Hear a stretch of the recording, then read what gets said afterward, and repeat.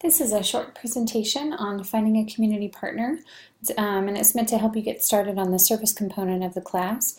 So we're going to show you some resources, how to research various organizations, make some phone calls, and eventually form a partnership. First thing you want to do is think about what you're interested in, what you care about. You're going to spend most of the semester writing on topics that relate to your service, so you want to think about what kind of service you'd like to do. So I want to just show you a few resources for looking at various local community organizations. The first resource comes from the Pham Center for Service and Learning.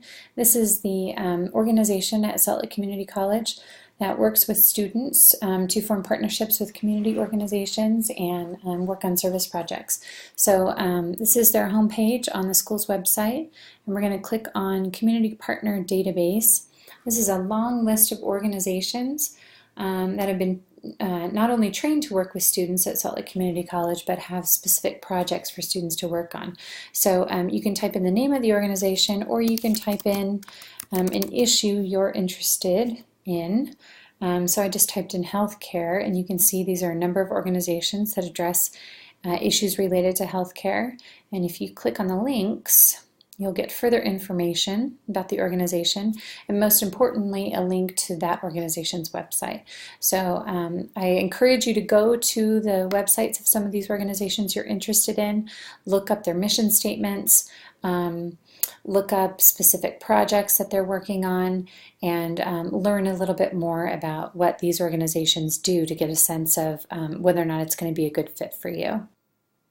And then one more resource on this Community Partner Database site. If you scroll to the bottom to Volunteer Opportunities, you can click on the Pham Center Volunteer Opportunities blog. And this is a blog that the Pham Center keeps pretty up to date with service events and service projects for students. So it's another useful resource for finding organizations you're interested in. And then once you've identified a few organizations you're interested in, you're going to want to make some phone calls. And I want you to see this as one of your first rhetorical activities in the class. So you'll want to call the organization. The first thing you want to do is make sure you're talking to the right person on the other end of the line. So let the person who answers know you're interested in a volunteer opportunity and ask to talk to the volunteer coordinator. And you'll want to employ different rhetorical appeals in order to persuade the person, the volunteer coordinator, that you're a great candidate to work in his or her organization. Because remember, the nature of a nonprofit is that its staff are often overworked and underpaid, and taking on volunteers, especially service learning volunteers, sometimes means more work for the staff. So you're going to want to employ some persuasive techniques to convince the person you're talking with why you'd be an asset to the organization. Okay, so let's talk about those rhetorical appeals. The first is ethos. When we talk about ethos, we're talking about the credibility of the speaker or writer. Does your audience, i.e. the person on the other end of the phone, find you credible, ethical, reasonable, and trustworthy?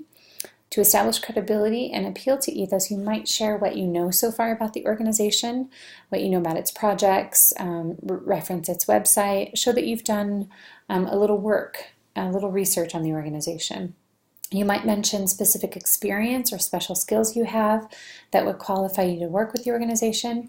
You might talk about how your academic or professional goals relate to some of the work that the organization does.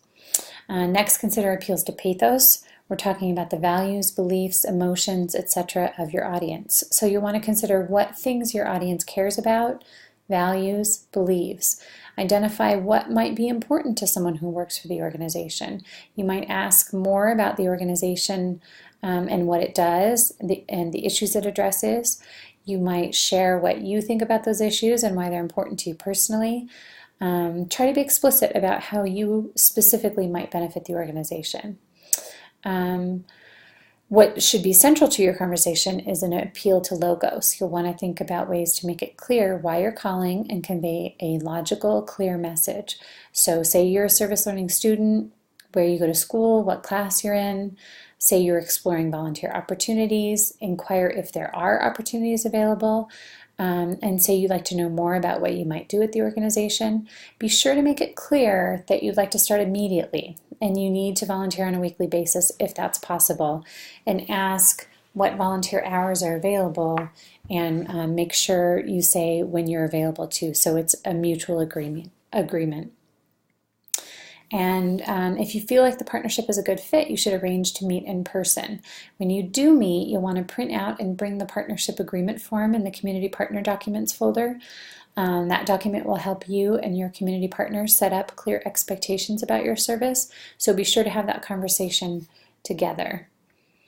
And once you've made a commitment, you might request a tour of the facility and use some in-person meeting time to ask follow-up questions about the organization, talk about the organization's mission, its projects, and what you might do at the organization this semester to support them with your service. Okay, I hope this helped you get started with the service portion of this class.